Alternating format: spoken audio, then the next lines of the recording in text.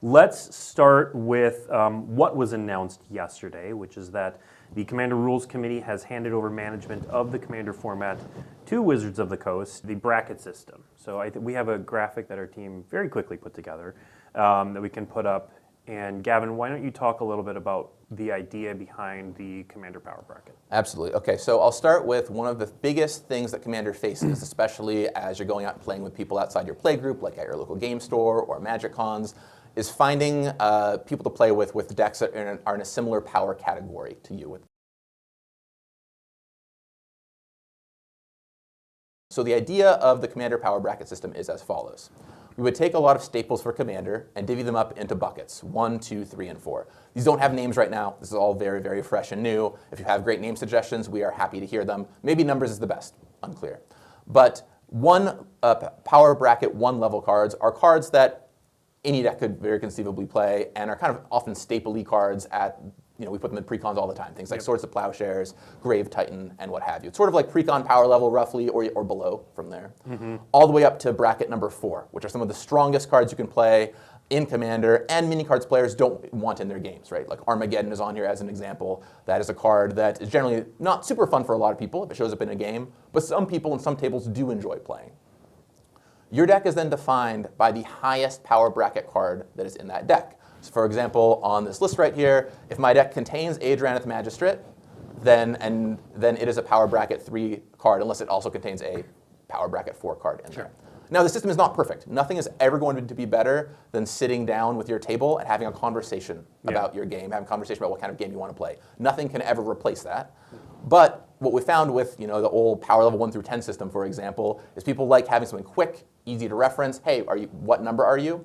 Now, the Power Level 1 through 10 system has a lot of problems. It has not been successful because, in part, first of all, the first 5 to 6 numbers don't really even exist. Every deck is a 7. There's no immediate things you can point to in terms of cards and where they would fall on this scale. And everyone's playgroup is different. So what is a 7 in my playgroup might be quite different from what is a 7 in your playgroup. But having clear benchmark cards, I think, will help those conversations happen. Obviously, there are tons and tons and tons of combos in Magic. Not every single combo possible will be on this bracketing system, but some of the more iconic ones, I imagine, will make it on. For example, Bracket 4 is the most efficient combos, your 2 and 3 mana, 2-card combos that will win you the game. Bracket 3 is stuff that's a little harder to pull out, that's a little more mana intensive, like Sanguine Bond and Exquisite Blood, right? It's a 2-card combo to win you the game. They both cost about 5 mana.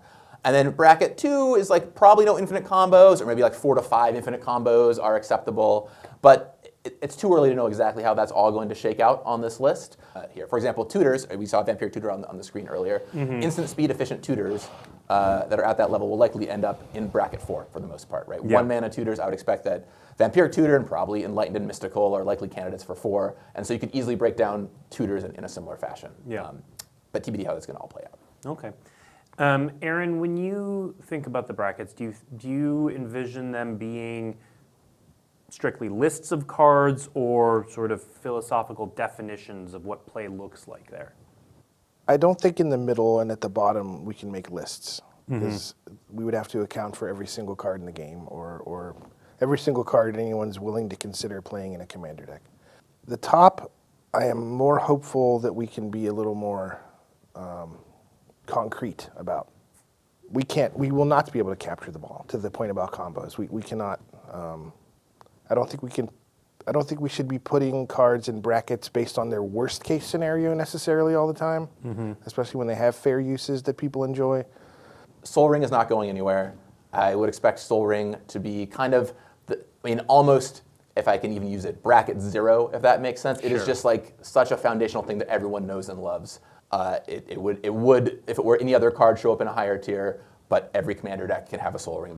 Like Polluted Delta is one of the most powerful Magic cards ever printed.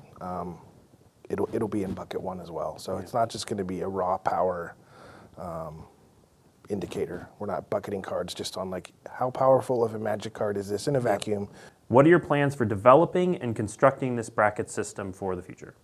Yeah, well, as I mentioned before, I want to work with our community group on it a great deal. We've been doing some work already with our design team to kind of figure out where we think cards might go, but ultimately involving the community is going to be a big piece of this. So if you have thoughts, please send them our way. Like, I would be happy to hear them on social media, and our Discord is a great place for them as well.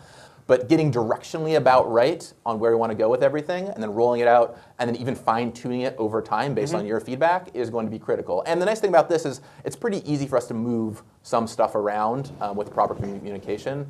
So it might take us a little bit of time to get it right, but we're eager to dig into this. Yeah.